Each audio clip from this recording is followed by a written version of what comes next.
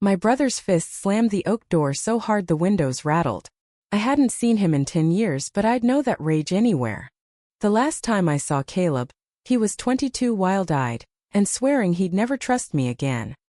He'd just inherited a fortune from our grandfather, $3 million in cold, hard cash, and the responsible older brother, was named Trustee. I was 30, a financial advisor with a corner office and a knack for turning pennies into portfolios. Caleb? He was a drifter, a dreamer, the kind of guy who'd blow $1 million on a whim and call it living. The will's terms were clear. I'd manage the money until he turned 35. If he wanted it sooner, he'd have to prove he was stable.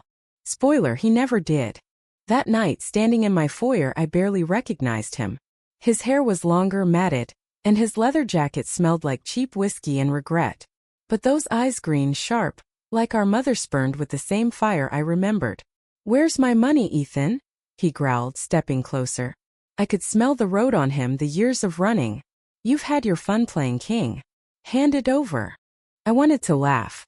Fun. Managing his inheritance had been a decade-long migraine. The market crashes, the sleepless nights, the endless paperwork to keep his fortune intact while he vanished into the wind. It wasn't a game. I'd grown his $3 million to $5 million. Every cent accounted for, every investment triple-checked. I'd built a fortress around his future, and now he was here, looking at me like I'd stolen his soul. "Caleb," I said, keeping my voice steady, "you're early. The trust doesn't mature for 3 more years." His laugh was bitter like broken glass. "Early? You think I'm here for a handshake and a pat on the back? I know what you've been doing, Ethan. The fancy house, the cars, the private school for your kids. You're living large on my money." The accusation hit like a slap. My house, our grandfather's old estate, renovated with my own savings, was no palace. The cars? A leased SUV and a sedan for my wife, Sarah. The school? We'd scraped by to give our twins a shot at a better life. I hadn't touched a dime of Caleb's money, but the way he glared, I could tell he'd already convicted me. "Let's talk inside," I said, glancing at the neighbor's lights flickering on. The last thing I needed was a scene. Sarah was upstairs, probably reading to the kids. I didn't want them hearing this. Caleb hesitated, then followed, his boots leaving muddy prints on my hardwood floor. We sat in the study, the same room where Grandpa used to smoke his pipe and tell us stories of his shipping empire. Caleb slouched in the leather chair, his eyes scanning the room like a detective. "Nice setup," he sneered. "Bet it cost a pretty penny." I ignored the jab, pulling out a folder thick with financial statements. "Here's every transaction, every investment, every tax filing. Your money's safe, Caleb. It's grown. You're welcome." He didn't touch the folder. Instead, he leaned forward, elbows on his knees, and fixed me with a stare that made my skin crawl. "You think I'm stupid, don't you? You always did. The screw-up brother who can't handle his own cash. But I've been watching, Ethan. I've got friends who know things. You've been moving money, haven't you? Offshore accounts. Shell companies didn't lie to me." I felt my pulse quicken. Offshore accounts? Shell companies? The man was delusional. "Caleb, you've been gone for a decade. I don't know what friends you've been talking to, but they're feeding you garbage. I've done my job. I've protected your inheritance." "Protected?" He shot to his feet, knocking the folder to the floor. Papers scattered like leaves. "You call this protection? I've been scraping by, Ethan. Sleeping in motels, hitchhiking, working odd jobs while you play Lord of the Manor. You think I don't know you've been skimming?" I stood to, my patience fraying. "Skimming? I've spent 10 years babysitting your fortune while you ran off to God knows where. You never called, never wrote, never gave a damn about the responsibility I was stuck with. And now you show up accusing me of theft." The air between us crackled. For a moment I thought he might swing. Instead, he pulled a crumpled envelope from his jacket and slapped it on the desk. "Explain this then," he said. Inside were bank statements, not mine, not his, but from some account I'd never seen. Transfers, withdrawals, deposits, all tied to a company called Horizon Ventures. My name was on the documents, but I'd never heard of Horizon Ventures in my life. "Caleb, this is fake," I said, my voice shaking. "Someone set this up to look like I'm involved. I swear to you I haven't touched your money." He didn't believe me. I could see it in the way his jaw tightened, the way his hands curled into fists. You're a liar, Ethan. Always have been. You were Grandpa's favorite, the golden boy. You think I don't remember how you used to lord it over me? Caleb, you're too reckless. Caleb, you'll never amount to anything. Well, I'm here now, and I'm taking what's mine. I wanted to scream, to shake him until he saw reason, but something stopped me. The papers, the accusations, they were too specific, too detailed. Someone had gone to a lot of trouble to make me look guilty. But who? And why? Stay here, I said, grabbing my phone. I'm calling my lawyer. We'll sort this out. Caleb snorted but didn't move. I stepped into the hall, dialing Sarah first. Something's wrong, I whispered. Caleb's here, and he thinks I've stolen his inheritance. There's fake documents with my name on them. I need you to stay upstairs with the kids. Her voice was calm, steadying. Okay, Ethan. Be careful. I love you. I hung up, my mind racing. My lawyer Tom didn't answer, so I left a voicemail. When I returned to the study, Caleb was gone. The front door was open, and the envelope was missing. Panic clawed at my chest. I ran outside, scanning the dark street.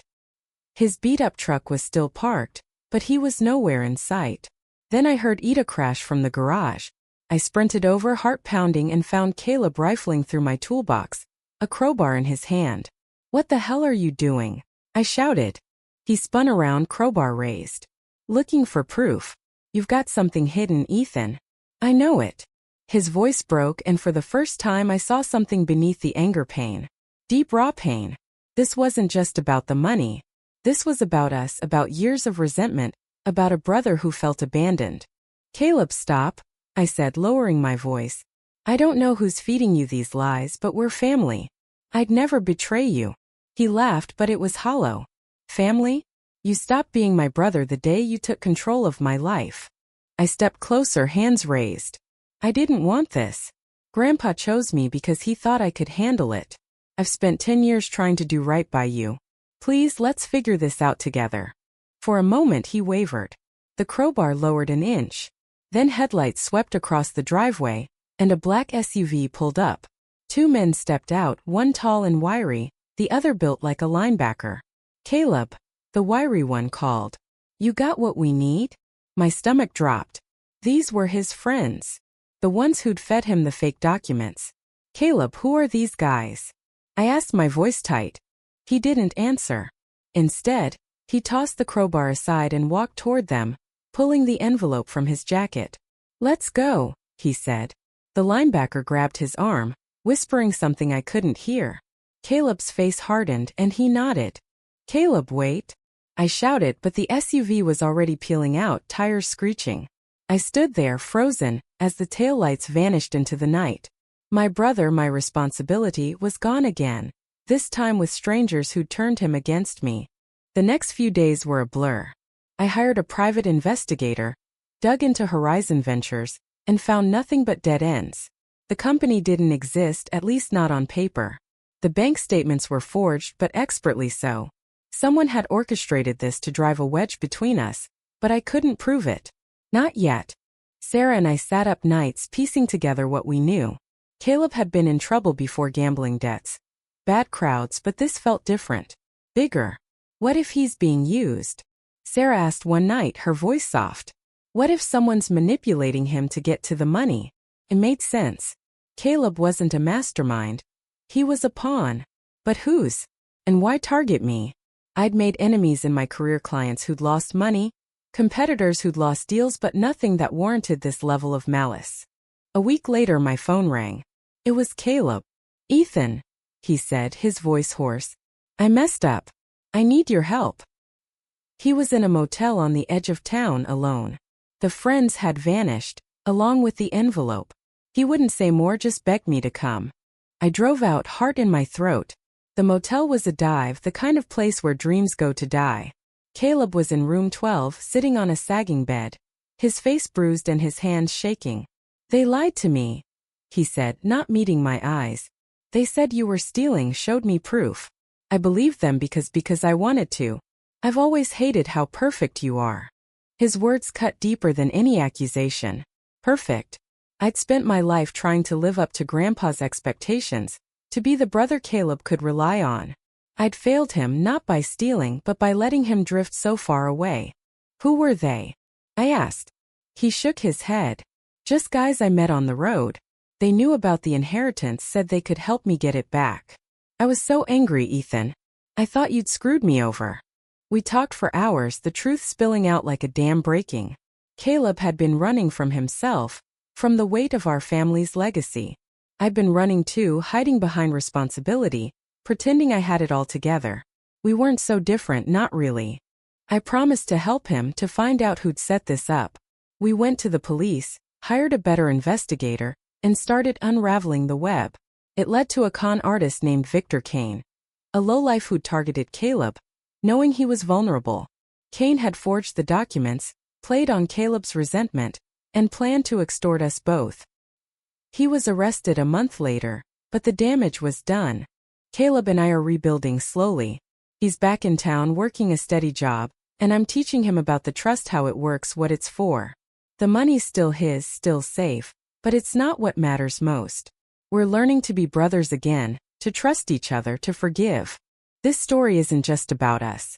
It's about family, about the lies we tell ourselves and the truths we're too afraid to face.